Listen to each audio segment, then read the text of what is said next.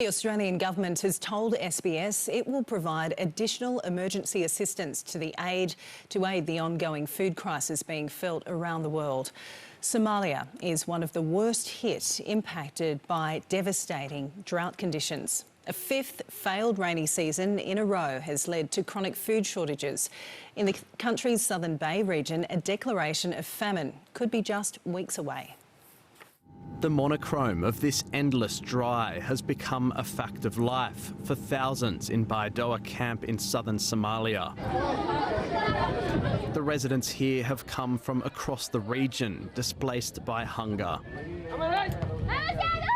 In the neighbouring countries of Ethiopia and Kenya too, pastoralists are desperately trying to keep their remaining livestock alive, battling the worst drought in decades.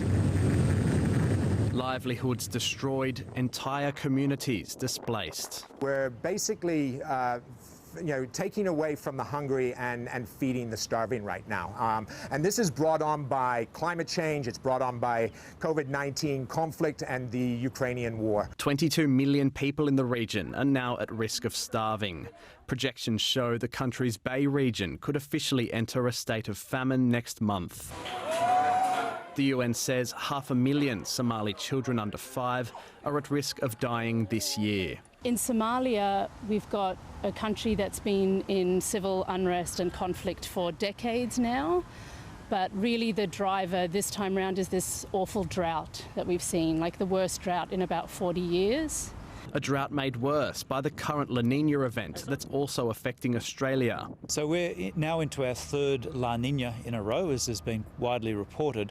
And whilst that increases rainfall in Australia, it tends to reduce rainfall in East Africa. With the United States pledging $4.4 billion to address the world's food security crisis, there are calls for Australia to contribute $150 million towards targeting hunger in the Horn of Africa, Syria, Yemen and Afghanistan. I think if Australia doesn't act, I think we will have diminished ourselves on the world stage. We will fail to play a role commensurate with our importance as one of the largest economies and a middle-ranking power. In an exclusive statement to SBS News, the Minister for International Development, Pat Conroy, said the Albanese government is deeply concerned at the rising levels of food insecurity globally, providing $15 million in emergency assistance in response to the hunger crisis in the Horn of Africa and Yemen. Still, there are calls for ongoing funding to prevent future events from escalating into crises.